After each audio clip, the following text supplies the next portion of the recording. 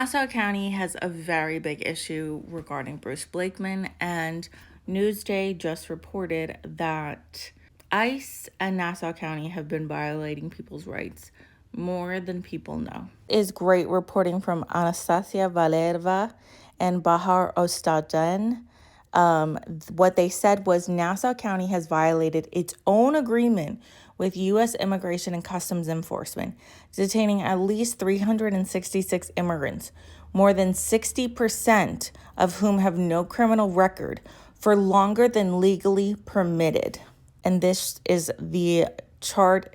The blue is no criminal record, the yellow is pending criminal charge, and the orange is criminal conviction. Then 2,200 people were detained at the county jail in East Meadow between late January and mid-October, 56% of whom had no criminal record.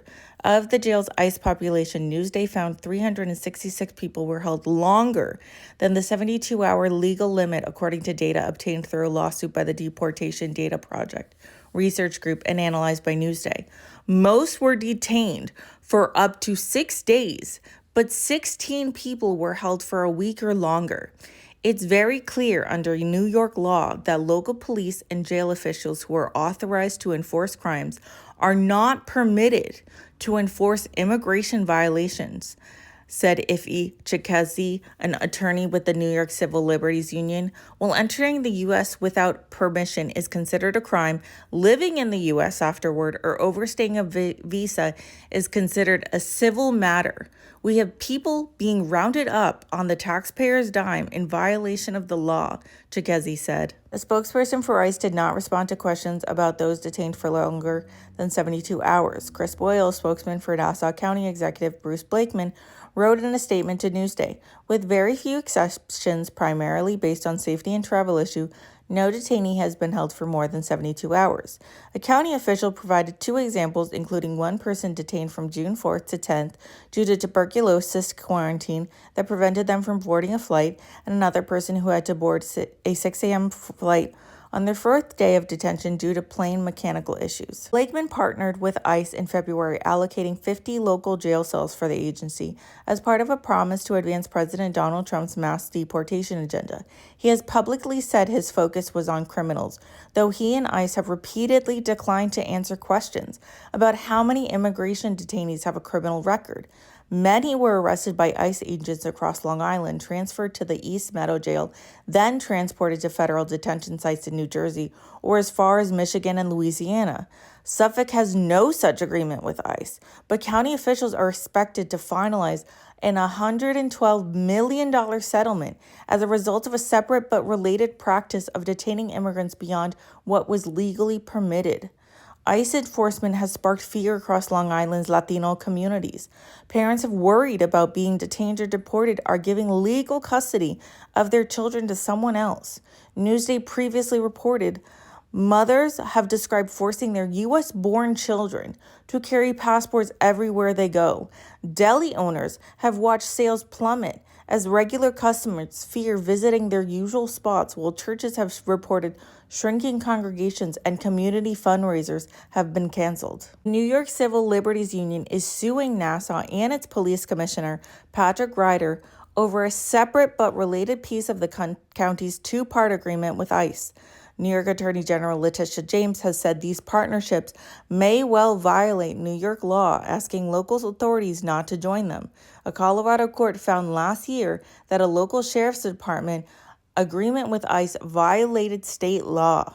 Blakeman has repeatedly assured the county's Latino community that he is focused on arresting criminals rather than law-abiding waiters, busboys, and landscapers. He's so fucking racist for that.